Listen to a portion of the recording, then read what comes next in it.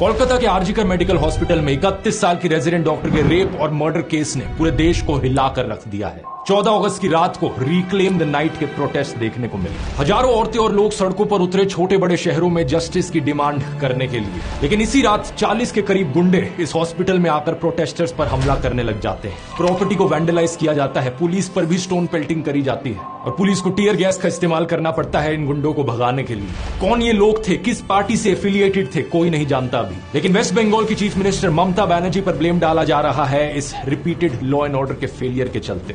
सबसे बड़ा सवाल यहां पर उठ रहा है, देश भर में औरतें आखिर सुरक्षित क्यों नहीं है। इस आउटरीच के बीच एक और ऐसी रेप और मर्डर की खबर आती है उत्तराखंड से, जहां पर एक नर्स अपने घर लौट रही थी हॉस्पिटल से, उसकी हत्या कर दी गई। मुझे दुख इस बात का है कि आउटरीच सिर्फ हफ्ते 2 हफ्ते चलती है और फिर खत्म हो जाती है। औरतों के खिलाफ इस वायलेंस के पीछे की रूट कॉज को कोई एड्रेस ही नहीं करता। इस प्रॉब्लम को अगर हमें सॉल्व करना है तो 3 कारण है जिनकी बात हमें करते रहनी पड़ेगी। पहला, समाज का पेट्रियार्कल माइंडसेट। इंटरनेट पर चीप कंटेंट जो औरतों को ऑब्जेक्टिफाई करता है, रेप को ट्रिवियलाइज करता है, सेक्सुअल हैरेसमेंट को कैजुअली लेता है। एनिमल और कबीर सिंह जैसी फिल्में, मां बहन की गालियों को नॉर्मलाइज किया जाना, ये सारी ऐसी चीजें हैं जिससे माइंडसेट प्रोपोगेट होता है और औरतों के खिलाफ वायलेंस इनकरेज होता है। दूसरा, विक्टिम ब्लेमिंग। समाज में रेप के लिए हमेशा औरतों को ही जिम्मेदार ठहराया जाता है। लोग अजीबोगरीब बहाने मारते हैं कि औरत का रेप तो इसलिए हुआ क्योंकि वो बाहर गई थी, छोटी स्कर्ट्स पहने थी, औरतों को बाहर नहीं निकलना चाहिए, स्ट्रेंजर्स के साथ बात नहीं करनी चाहिए, सारा ब्लेम औरत पर ही डाल दो। इससे रेपिस्ट को लगता है कि उनकी तो कोई गलती ही नहीं थी। तीसरा, रेपिस्ट को पॉलिटिकल सपोर्ट मिलना। लोग बात तो करते हैं ऐसे इंसिडेंट्स के बाद कि रेपिस्ट को फांसी चढ़ा देना चाहिए,